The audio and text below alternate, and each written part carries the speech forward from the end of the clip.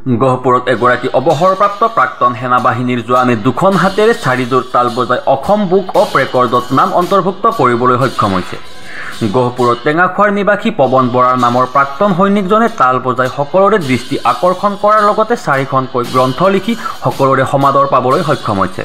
অৱসৰ সময়ছোৱাত নিজৰ কৰ্ম উদ্যমেৰে প্ৰতিভাসমূহ বিকাশ কৰাৰ মানসিক সবলতাৰ বাবে এগৰাকী ব্যতিক্ৰমী প্ৰাক্তন সৈনিক হিচাপে নিজৰ পৰিচয় দাঙি ধৰিবলৈ সক্ষম হৈছে পৱন বৰাই। পৱন বৰাৰ গৃহৰ পৰা এক প্ৰতিবেদন।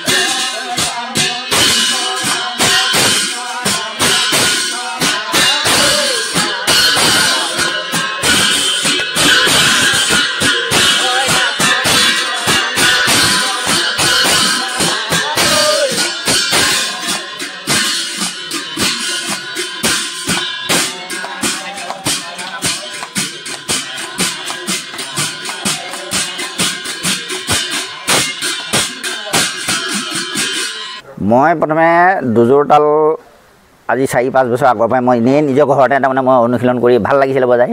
তাৰপৰা মই কোনোবা সেৱা অকণমান মাতিলে মই যাওঁ, দুযোৰ মই বজাই থাকোঁ। বজাই থকাৰ পিছত ইয়াতে তাৰমানে এই আমাৰ কবি সন্মিলনৰ সবেশ্বৰ গগৈ বাপজনাই তেখেতো অসম বুক অফ ৰেকৰ্ডৰ কবিতা লিখি পোৱা হয়। তেখেতে ক'লে যে নহয় তুমি এই তাৰমানে আমাৰ দুযোৰৰ ঠাইত অলপ বেছিকৈ বজাবলৈ অভ্যাস কৰক বুলি কোৱাৰ কাৰণে মই আজি এমাহমান হৈছিলোঁ মাত্ৰ এমাহমানত আকৌ সেই বন্ধ কেইদিন আহি মই ঘৰতে অনুশীলন কৰিছিলোঁ যে দুযোৰৰ ঠাইত মই আৰু বঢ়াব পাৰোঁ নেকি। দুযোৰৰ ঠাইত মই 4যোৰ গোটাই ল'লোঁ।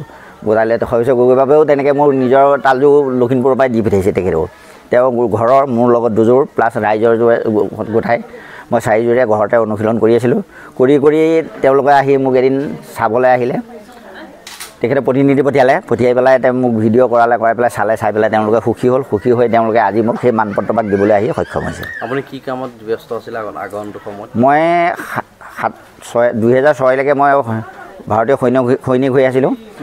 7 চনৰ 1 জানুৱাৰী দিনা মই ঘৰলৈ আহিলোঁ।